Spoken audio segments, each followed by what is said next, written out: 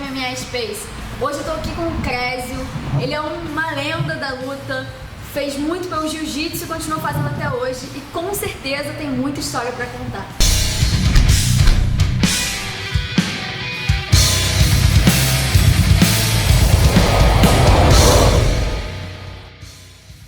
Crésio, eu queria começar falando hoje sobre a tua história mesmo, o teu pai, o que ele agregou na luta, no jiu-jitsu, como foi esse começo que se estende até hoje, você tem um nome formado e como foi esse começo? Meu pai foi pioneiro aqui em Petrópolis, né, na cidade, ele trouxe o jiu-jitsu para cá, né, e não só o jiu-jitsu, né, a maioria das artes marciais, meu pai abriu porta na academia dele, foi o primeiro centro de lutas.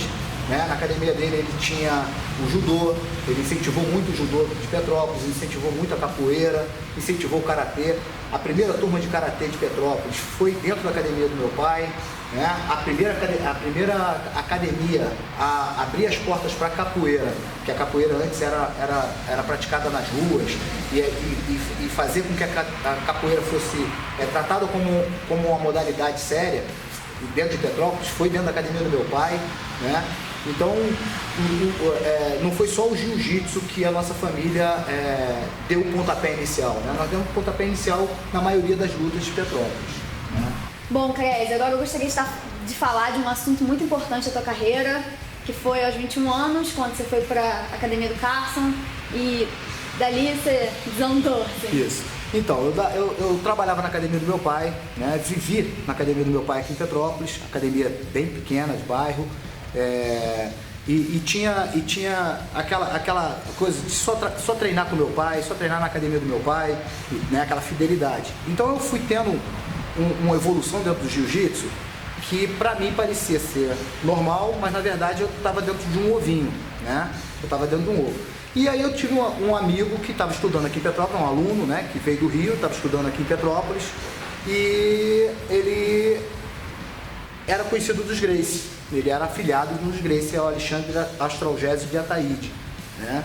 Ele me encheu a paciência para eu dar um treino na Gracie, que para mim era uma coisa só. E eu fui com ele. Chegamos em Copacabana, o primeiro Gracie que eu conheci foi o Carson Gracie, e aí fechou um elo.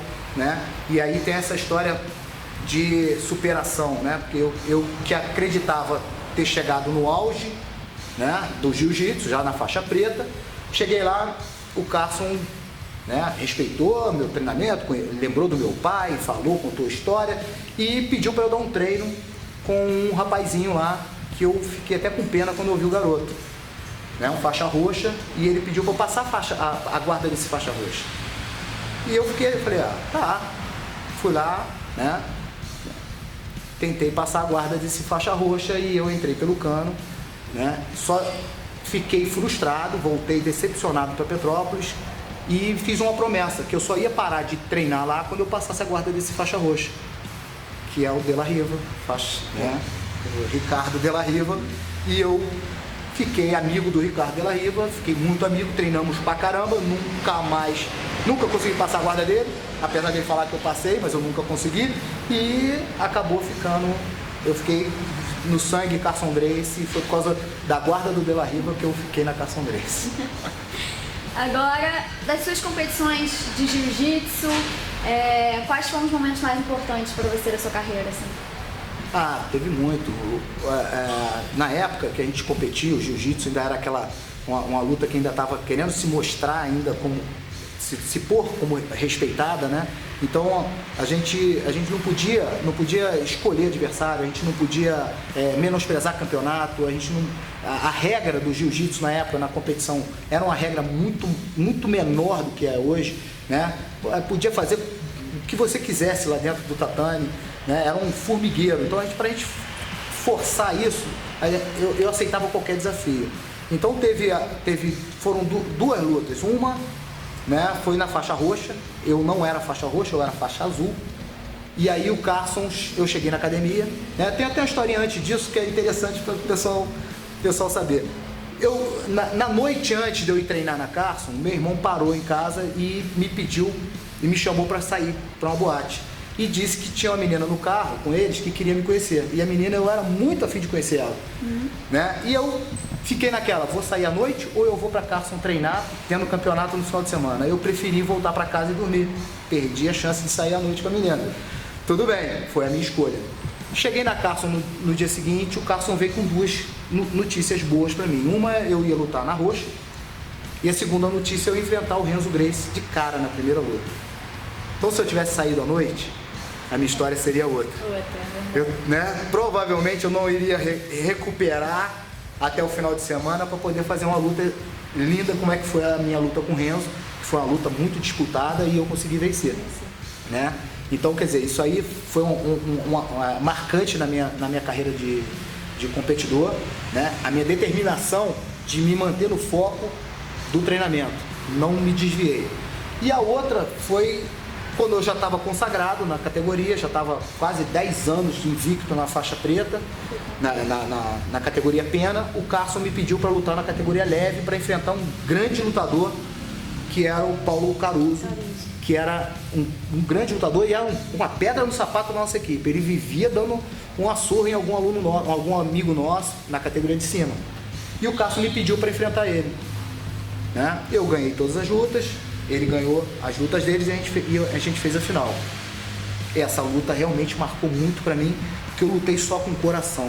Porque, na verdade, vendo a luta, você vê que o Paulo Caruso tinha tudo para me vencer. Só que ninguém falou isso para mim. Né?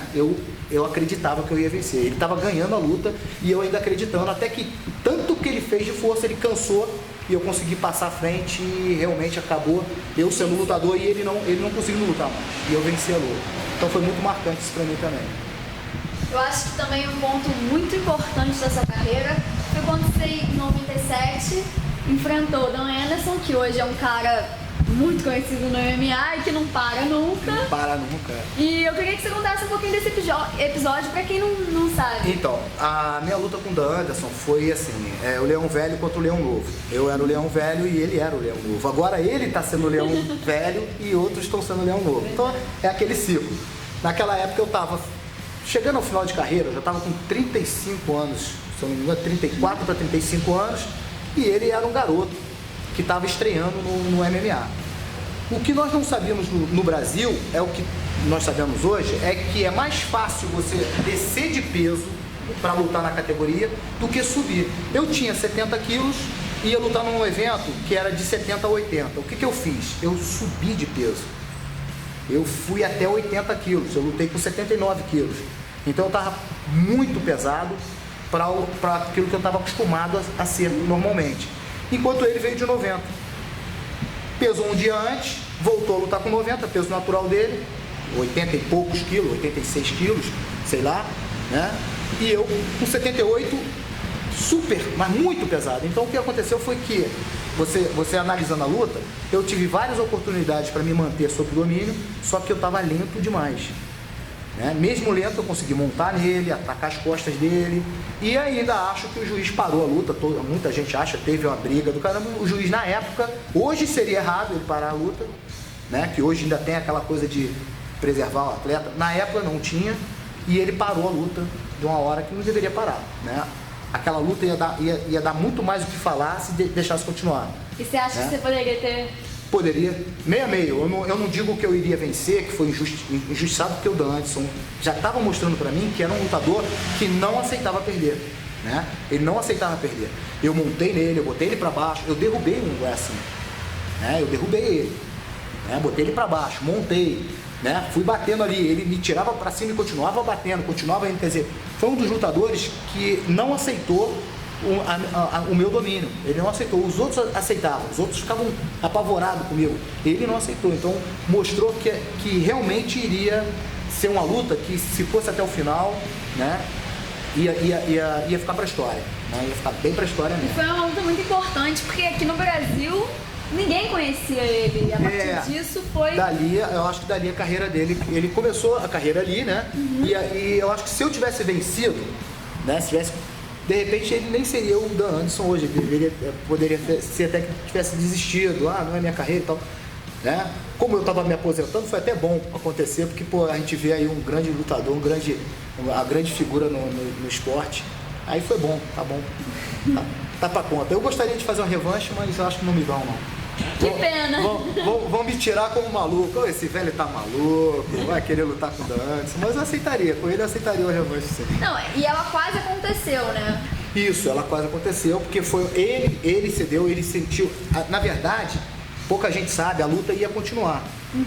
Porque houve a interrupção, eu saí do octágono, frustrado, o Amaury Bittetti me parou, falou, não cara, vamos lá, tava uma confusão do caramba, volta porque vai ter a luta. Aí eu voltei, mas quando eu voltei, eu falei, pô, não é justo com o atleta, o cara veio de fora, num evento aqui, não tá entendendo nada que tá acontecendo, ganhou a luta, de repente, vou lutar, calha de eu perder de novo, né? Perdi 2 vezes pro mesmo cara, então é melhor não, né? Eu pensei com a razão, aí fui lá, queria lutar, mas eu fui lá, expliquei e falei com ele que ele não iria querer lutar, deixo parabéns, e ele me prometeu a revanche. Então, não, nós vamos lutar, os organizadores do evento deram a revanche, nós íamos fazer uma super luta no próximo evento. Mas aí acabou que eu me acidentei, perdi a visão no treinamento, eu perdi a visão do olho esquerdo, né, rompimento de retina, e aí a minha carreira foi encerrada, de todo jeito. Eu fiquei 5 anos fazendo cirurgia, 5 anos sem poder fazer nada. E sem poder treinar, sem poder fazer nada. E eles lutando. Quando o médico me liberou, falou, ó, tu pode lutar, tem um olho só, mas pode lutar. O Dan Anderson já era o Dan Anderson do Pride, né? Eles já estavam lá na frente, eu não tinha como correr atrás deles. Então eu já estava velho, já estava cansado e tal, não dava. Aí já era. Passou. Falando do presente agora, você tem essa academia aqui em Petrópolis. E eu queria saber um pouquinho dessa academia, qual o foco da academia, quais são as artes, as lutas que vocês ensinam aqui. Então, a gente trabalha focado no MMA mesmo, né? Petrópolis é uma cidade que não tem cultura esportiva, é muito difícil você implantar um esporte dentro da cidade, né? O jiu-jitsu foi implantado porque virou moda e tal, aí a gente está com o jiu-jitsu, a gente tem o boxe, né? E tem o wrestling, todos eles eu tenho credencial para dar aula, eu exijo muito isso, eu não contrato profissional de fora porque eu não quero abrir brecha de um profissional ruim vir para dentro da equipe, então eu treino meus próprios profissionais, né? Então a gente tem isso, o foco é o MMA. Né? A gente treina aqui, os atletas chegam, tem o jiu-jitsu, tem o boxe, tem o wrestling, né? A gente treina submission e vamos preparando o atleta para ver se um dia a gente bota um aí disputando o UFC, um petropolitano disputando o UFC. Vocês têm alguma promessa? Temos, sempre tem promessa. De vez em quando as promessas, né, param no meio do caminho, mas a gente tem promessa, toda hora tem promessa, tem sempre aí, a gente já está com 3 atletas que vão lutar em São Paulo agora, né? É o Taciel Moraes, o Rael, né? E o Eli, que vão estrear num evento em São Paulo, né? Todos os 3 bem treinados, ainda tem mais 2 meses para treinar, mas estão bem treinados e vão fazer bonito. Que bom. Petrópolis abrindo as portas do MMA aí, em breve. Com certeza. E o UFC? Você acompanha? Acompanho, direto. Acompanho, faz parte do meu trabalho até acompanhar, né? Eu tenho que estar atento para o que está acontecendo para eu poder orientar bem os atletas aqui, né? Então eu tenho que estar vendo, tenho que estar olhando, tenho que ver o que está acontecendo. Com certeza. E o seu atleta preferido? Ó, atleta preferido, eu não posso dizer que eu tenho um atleta preferido, porque eu não torço para ninguém, eu torço para o melhor, para o que está melhor no momento, né?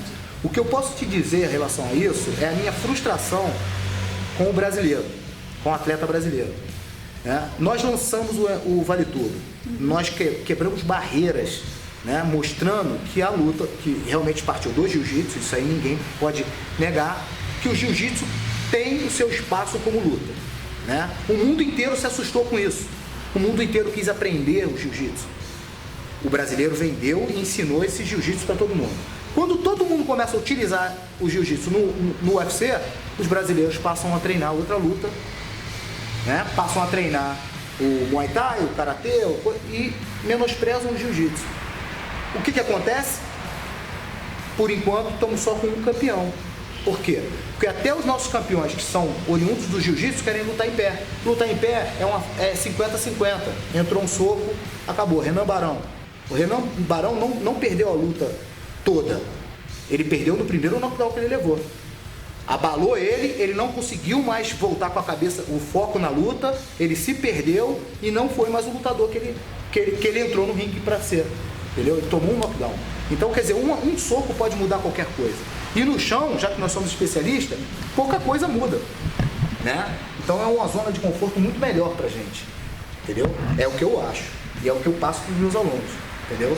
Gostaria de te agradecer por essa mega entrevista, que sua academia, poxa, Decole, com certeza, e seus atletas possam ter um futuro brilhante. Tomara que Petrópolis merece, tem história na luta, né? Nós temos grandes atletas de várias artes marciais na história aí, vários. Todas as artes marciais nós temos representantes bons. A gente merece ter um lutador agora no MMA aí fazendo a nossa propaganda, né? Nossa cidade merece. Com certeza. Valeu. Obrigada.